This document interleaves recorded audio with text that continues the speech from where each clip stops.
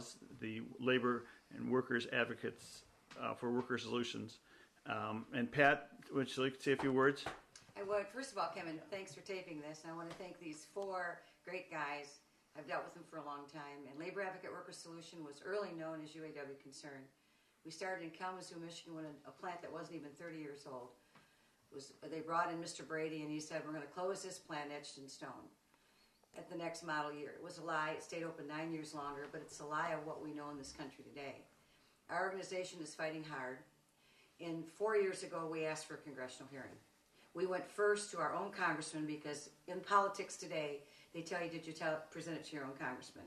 At that time and at this time, I live in the district of Peter Hoekstra. We took it to Peter Hoekstra, and with our office being in Kalamazoo, Michigan, we took it to Fred Upton. They're both still in Washington.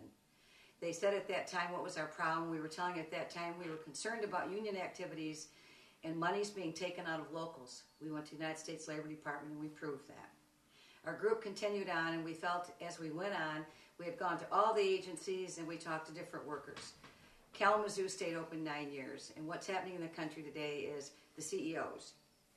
I believe the head of General Motors, which we asked in 2005, when 3 days before they bankrupt Delphi Corporation, I went to the House committee under George Miller, then the minority, and at that time I dealt with his attorney, Jody Calamine. Jody Calamine, as we speak today on this tape, is supposedly working with the special investigative team to get a congressional hearing, which we should have had. I think most viewers will know about Enron. Had they had the same luxury, we thought we gave them that in 2005 when we went to the Hill and said, help us. We went to the Democratic side of the Hill. At that time, the Republicans were in the majority. We heard nothing. Then they sent us to the United States Labor Department in 2006. Just a quick story of what we were finding, that General Motors claims in 1999 they spun off the Delphi Corporation. Little did we know at that time that there was a plan that started back with the American Axle Division, owned by GM, and then later sold to Richard Dauch. Richard Dauch and Steve Miller, a name that we should all know, who took over Delphi when the books were being cooked. But in 2006, a reporter came out from Detroit, Jennifer Dixon, and said she went to the actual GM building and did their records and found out they had juggled their books. Well, the auto digests that we were getting from some real prudent workers proved unequivocally everybody was lying, and they were lying to keep Wall Street believing that their stock was good. Maury Henry, one of the speakers today, is my own brother, lost all of his Delphi stock, believing in a company that was only being used by General Motors.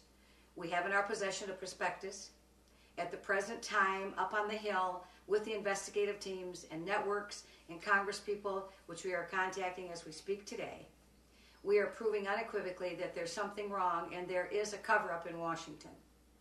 We felt when the administration changed and came in 2006 that Speaker of House Pelosi would listen along with the Federal Bureau of Investigation, who we met in Washington on May 30th. My brother accompanied me with a nurse from Flint, Michigan, and gave the FBI the information we had on the perspective of the spinoff, the supposed spinoff of Delphi. Little did we know that in early May of 2008, a gentleman would come forward that worked on the due diligence team and had worked with none other than J.T. Battenberg, you know, the guy who took over Delphi, who was a GM official assigned by Rick Wagner himself. So talk about CEOs, we need to talk about that. We started back as far as 2004 asking that the head of the union, Gettelfinger, and that Rick Wagner be brought before the Congress of the United States. That has not been done, but we're hoping that we can accomplish that. The gentleman and my brother who spoke today told you the way it is in America. I think they are men of integrity. When some of them took positions, as did Kevin and John in the Lansing plant, they are blackballed. Couldn't even attend union functions.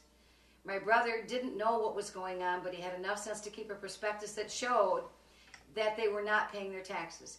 General Motors used to be known as, what's good for General Motors is good for America. Not so. We have the tax returns. We have the proof of the cover-up.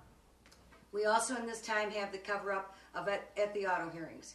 Our laws agency was privileged to be able to give questions to Barney Frank, Maxine Waters, and members in the bailout hearings. Many of the congressmen and women took the initiative to ask the questions. I leave you with something about Rick Wagner, the CEO.